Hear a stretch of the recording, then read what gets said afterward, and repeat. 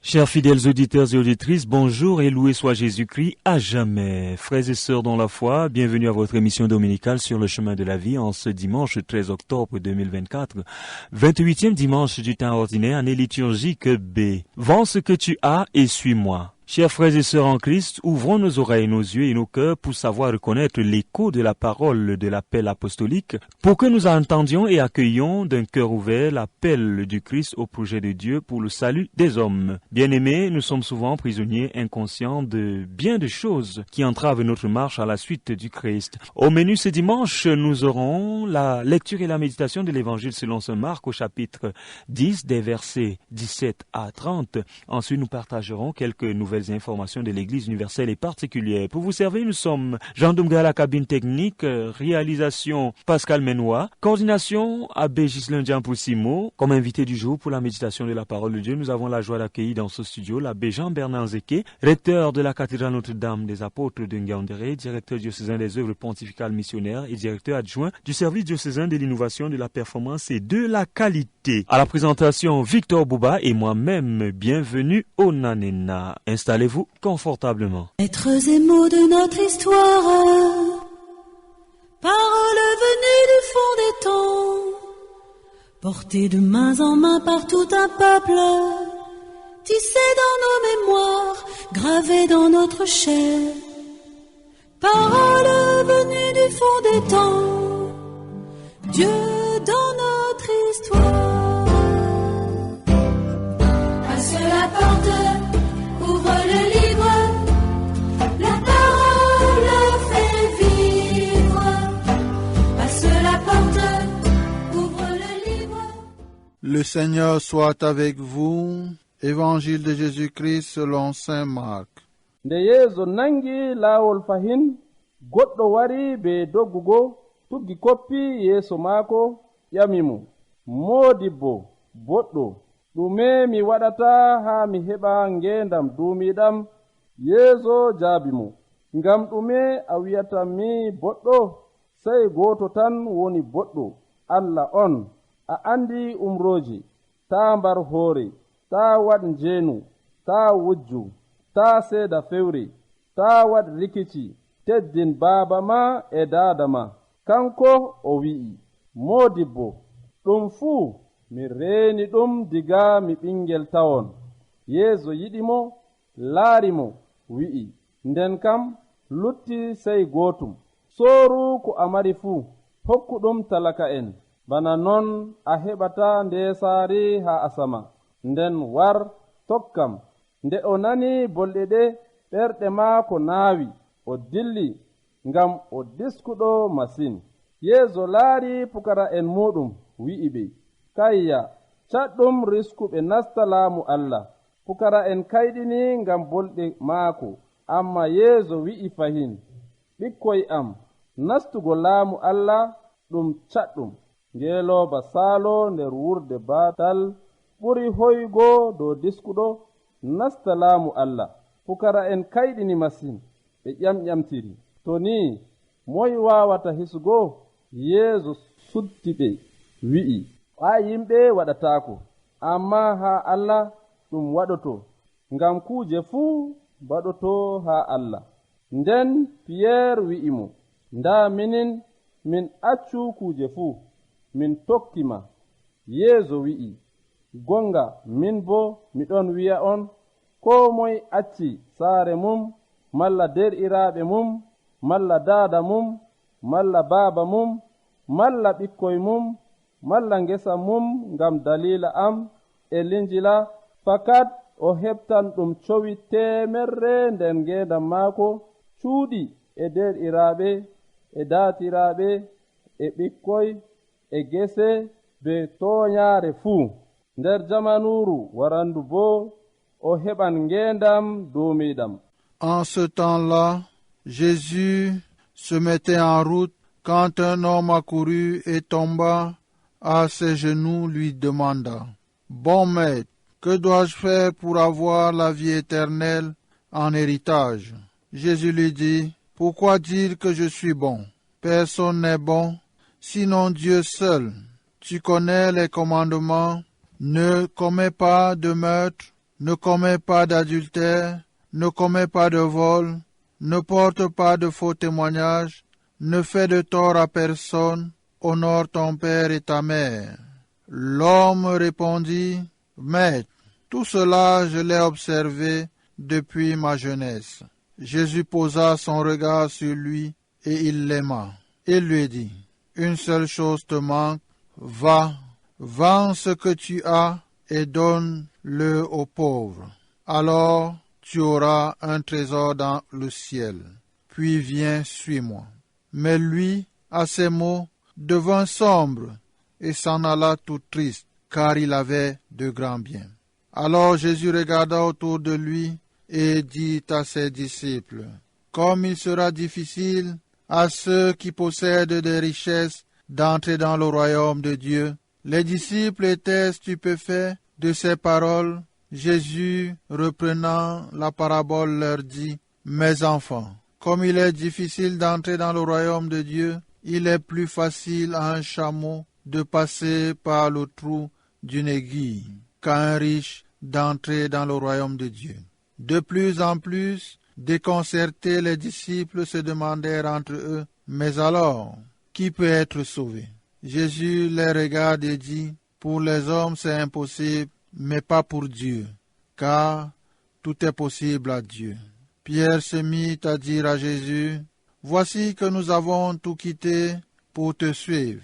Jésus déclara: Amen, je vous le dis, nul n'aura quitté à cause de moi et de l'Évangile une maison, des frères, des sœurs, une mère, un père, des enfants ou une terre, sans qu'ils reçoivent en ce temps déjà le centuple. Maison, frères, sœurs, mères, enfants et terre, avec des persécutions et dans le monde à venir la vie éternelle. Acclamons la parole du Seigneur.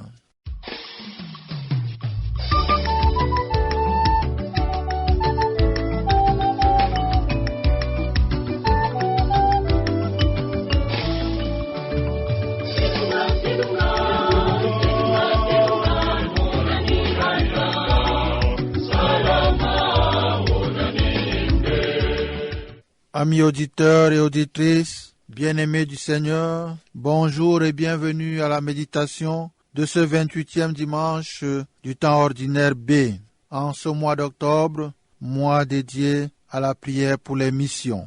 En ce mois missionnaire, bien-aimés, l'appel du Christ à le suivre, à tout quitter pour l'Évangile et la vie éternelle nous interpelle tous. Il veut des pauvres de cœur qui recherchent uniquement la richesse de sa parole pour en vivre, qui prient pour recevoir sa sagesse et en rayonner. Être disciple missionnaire nous amène à faire ce renoncement aux richesses de ce monde pour choisir l'unique richesse qui peut rassasier nos cœurs, celle de l'amour du Seigneur, demandée dans le psaume. Rassasie-nous de ton amour au matin. Bien-aimés, le Christ Jésus est la norme par excellence de l'agir du chrétien et de l'homme. En accueillant son message d'amour et en agissant comme il demande, nous sommes sûrs d'avoir la vie éternelle en héritage. C'est ce que nous révèle l'évangile de ce 28e dimanche du temps ordinaire. Bon maître, que dois-je faire pour avoir la vie éternelle en héritage? Cette question de l'homme riche à Jésus permet de comprendre qui est Jésus. Il est la réponse à l'interrogation de l'humain. Comme le disait le saint pape Jean-Paul II, la réponse décisive à toute interrogation de l'homme, en particulier à ses interrogations religieuses et morales, est donnée par Jésus-Christ. Bien plus, c'est Jésus-Christ lui-même, comme le rappelle le deuxième concile du Vatican, en réalité, le mystère de l'homme ne s'éclaire vraiment que dans le mystère du Verbe incarné. Veritatis Splendor numéro 2. Il n'est pas celui qui indique un chemin de perfection à l'homme comme le ferait Bouddha. Jésus, loin d'indiquer un quelconque chemin, est précisément le chemin, la vérité et la vie.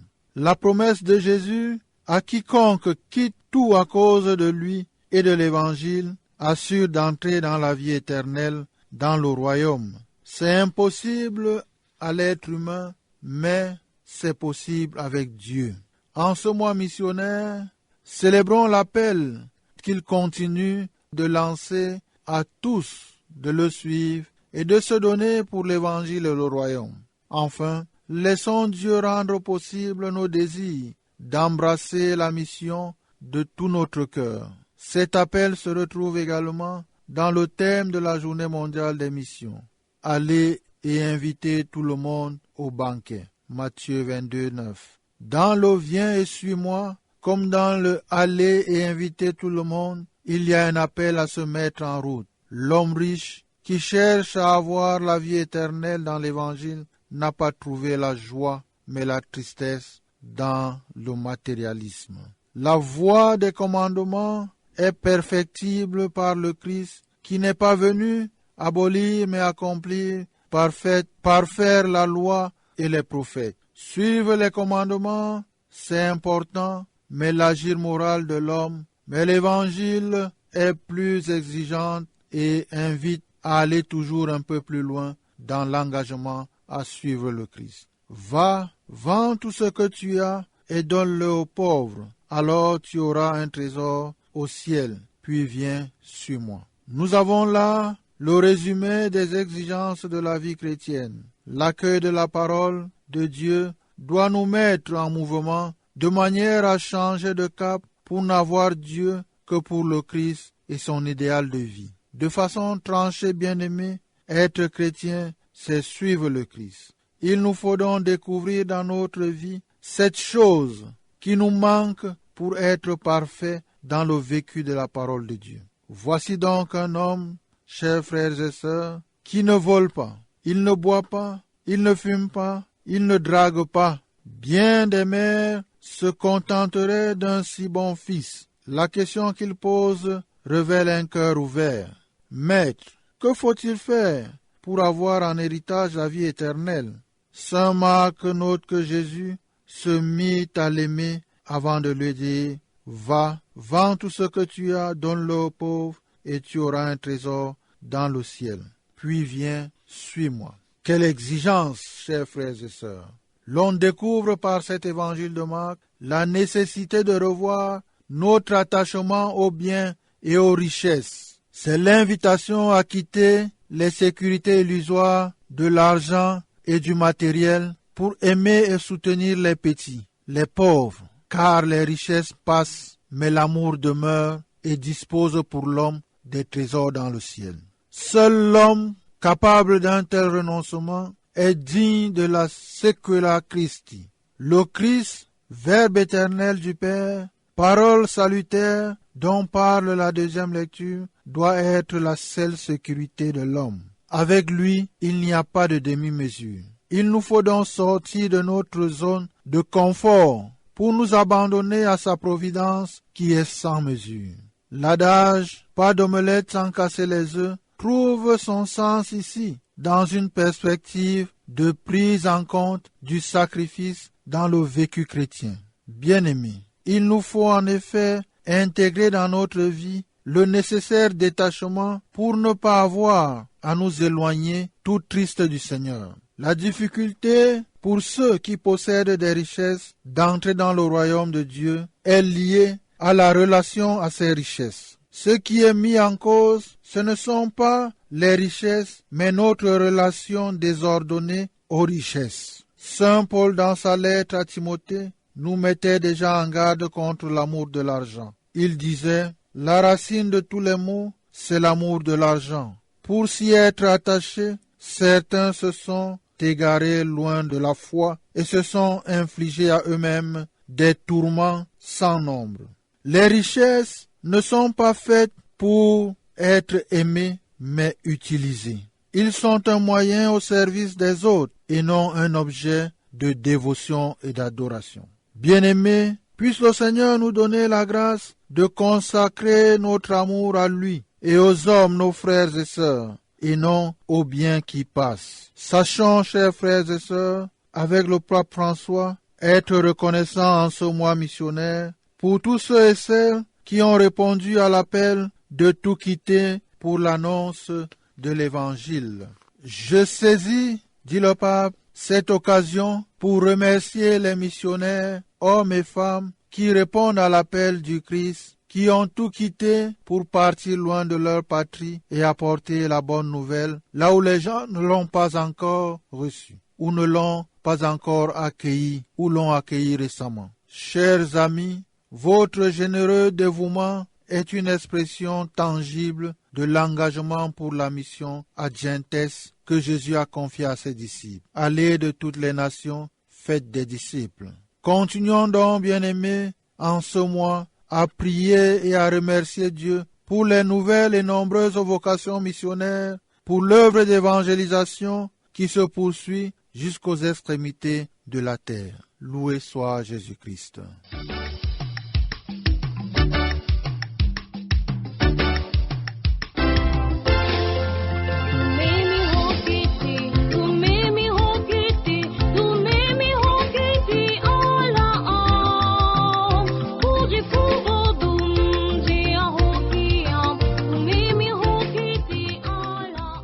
Chers fidèles auditeurs et auditrices, bonjour une fois de plus et loué soit Jésus-Christ à jamais. Si vous venez de vous joindre à nous, bienvenue à votre émission dominicale sur le chemin de la vie en ce 13 octobre 2024, 28e dimanche du temps ordinaire, année liturgique B. C'est la page des nouvelles et informations. Nous disons une fois de plus merci à l'abbé Jean-Bernard Zéké, recteur à la cathédrale Notre-Dame des Apôtres de Ngaoundéré, directeur diocésain des œuvres pontificales missionnaires et directeur adjoint du service diocésain de l'innovation, de la performance et de la qualité pour la méditation de ce matin. Merci mon Père. Les nouvelles de l'Église.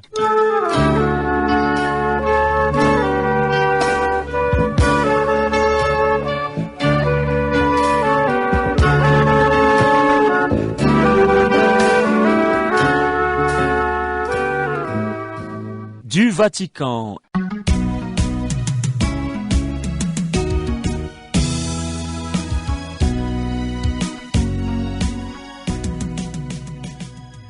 Événements centraux du mois d'octobre présidé par le pape François. D'une part, la deuxième session de l'Assemblée générale ordinaire du Synode des évêques qui se poursuit avec la messe d'ouverture qui a eu lieu depuis le 2 octobre dernier et la messe de clôture qui aura lieu bien sûr le 27 octobre prochain dans la basilique Vaticane.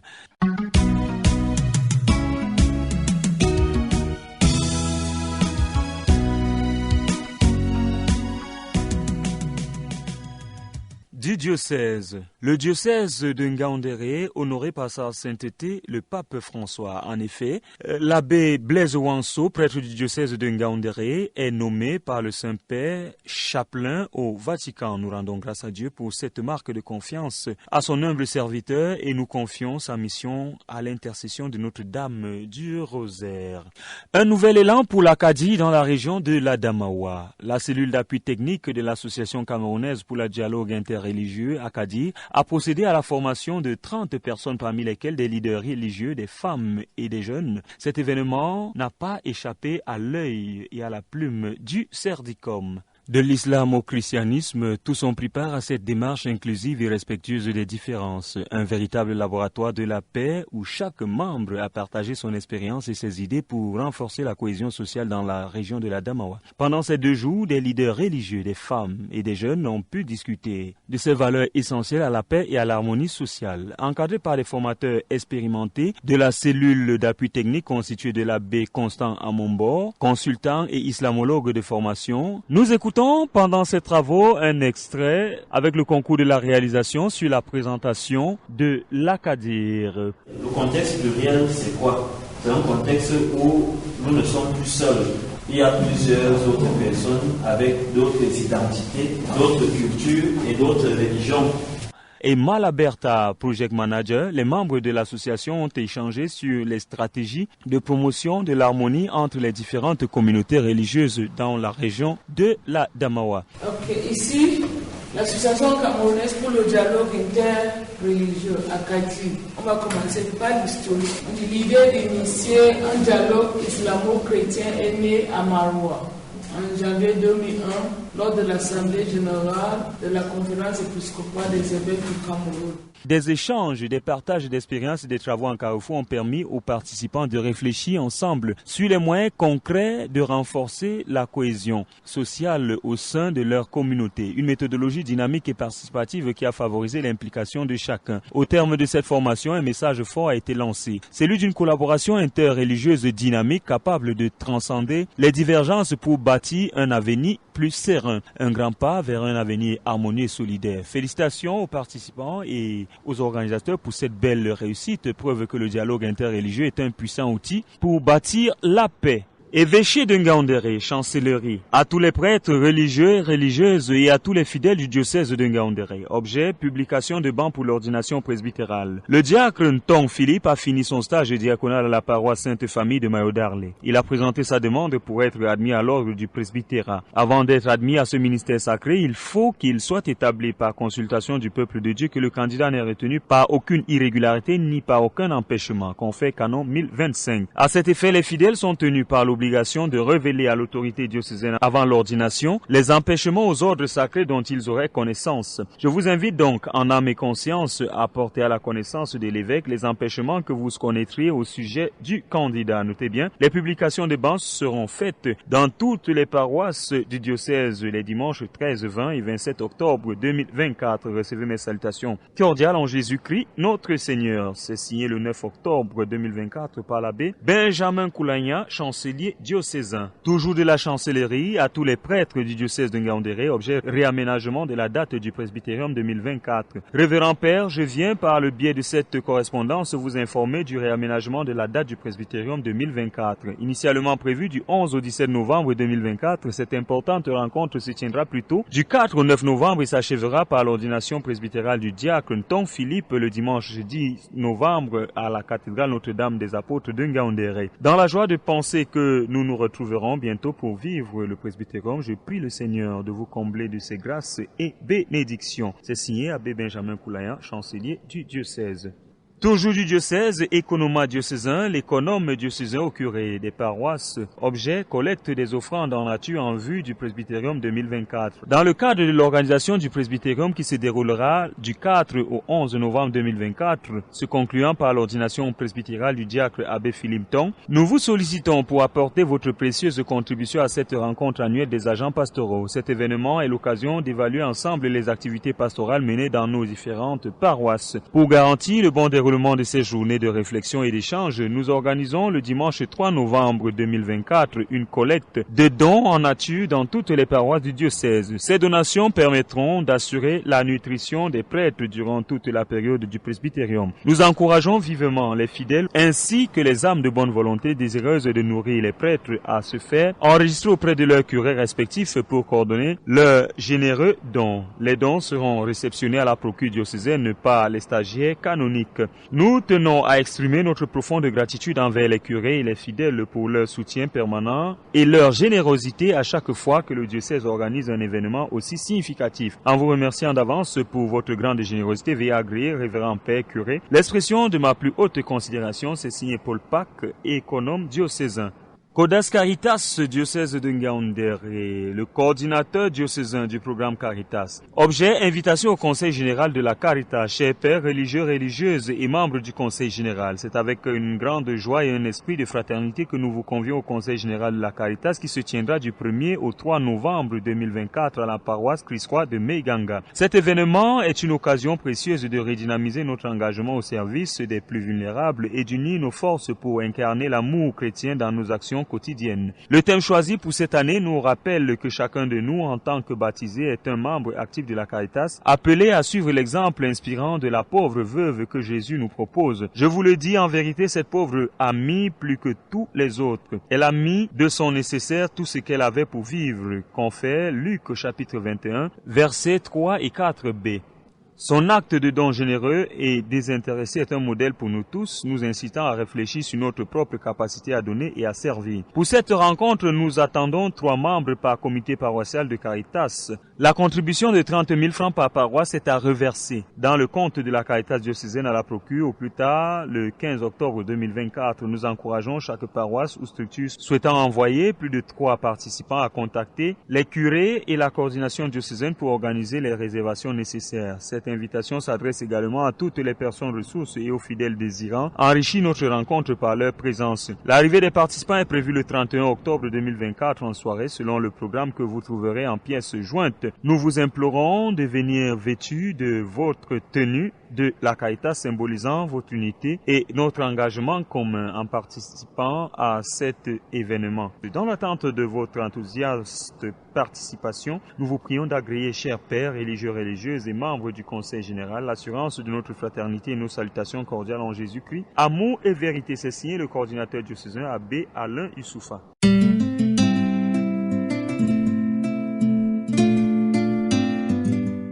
Page spéciale, une note triste dans cette édition de Sur le chemin de la vie. Maman Marie-Thérèse ad aeternam vitam, programme des obsèques de Maman Marie-Thérèse, épouse Yekwa, décédée le jeudi 10 octobre dernier des suites de maladie à l'hôpital Sainte-Jeanne-Antide de Galagala, en Gandal. Jeudi 17 octobre 2024, à 14h, levée du corps à l'hôpital de district de Tibati, puis départ du cortège funèbre de Tibati pour Ngandal. À 20h, messe de la veillée avec corps dans l'église paroissiale Saint-Yves de Ngandal jusqu'au matin. Vendredi 18 octobre 2024, 10h, messe des obsèques dans l'église paroissiale Saint-Yves de Ngandal. Transfert de la dépouille au domicile familial et inhumation, puis collation. C'est signé de l'abbé Adolphe Ntahabono, curé de la paroisse de Bamianga, à qui nous adressons nos sincères condoléances, ainsi qu'à l'abbé Venant d'Opta, curé de la paroisse Sainte-Marie de Bankim. Vivement cher père, nos vives condoléances et beaucoup de courage à vous ainsi qu'à tous les autres membres de la famille si durement éprouvés. Que l'âme de la disparue repose en paix et qu'elle rentre dans les félicités célestes de son Créateur, celui-là qui l'a aimé au-delà de notre pauvre condition humaine.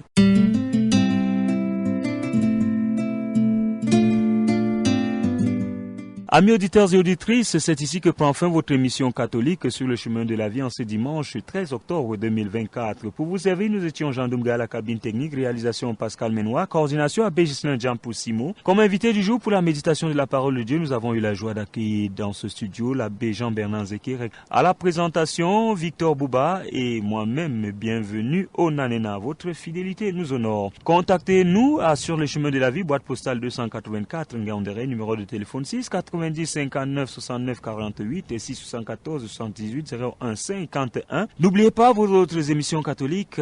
Cato Info, c'est tous les dimanches soir dès 18h sur la FM 95.70 MHz de Radio Sauti Lindila. Et votre magazine L'Église en marche tous les dimanches à partir de 18h sur la fréquence 62.5 MHz d'RTV Adamawa. Nous remercions une fois de plus RTV Adamawa et Radio Sauti Lindila pour la diffusion de ces émissions sur les ondes. Bon dimanche à tous. Retrouvons-nous dimanche prochain, même fréquence, même heure, même ambiance avec la grâce de Dieu quand il sera exactement 5h30.